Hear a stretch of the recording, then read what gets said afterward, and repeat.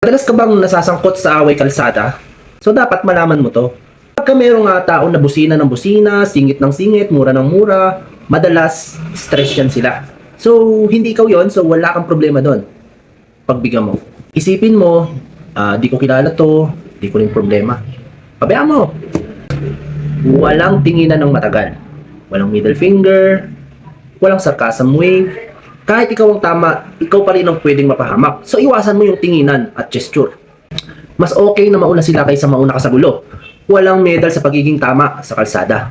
So magbigay kahit ikaw ang may right of way. Mas malayo, mas maraming oras umiwas. Less chance na bamangga o matrigger ang iba.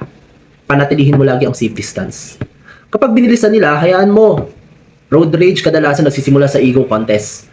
Huwag kang makipag-unahan. Takmang pinto, sarado ang bintana, lalo na kung may nagagalit o sumusunod. Sa motor, manatiling alert. Iwas huminto sa dibdib. So kahit bumaba sila ng sasakyan, drive papunta sa mataong lugar, gas station, mall, or mas maganda sa police station. Huwag na huwag kang huminto para makipag-usap. Kung sinusundan ka, lumiko sa ibang direksyon. Pumunta ka sa maliwanag at maraming tao. Tumawag agad sa hotline. So alam mo ba yung hotline? Dial 911. Yan. Kung may dashcam ka is the best for you.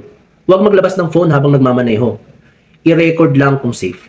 So ikaw mismo, i-manage mo ang sarili mo. Bumagal ka muna kung irritable ka. Gutom, puyat, stress, mas maikli kasi ang pasensya nun. Magpatunog ka na lang, huminga ng malalim. Yan. Bigyan mo ng extra time.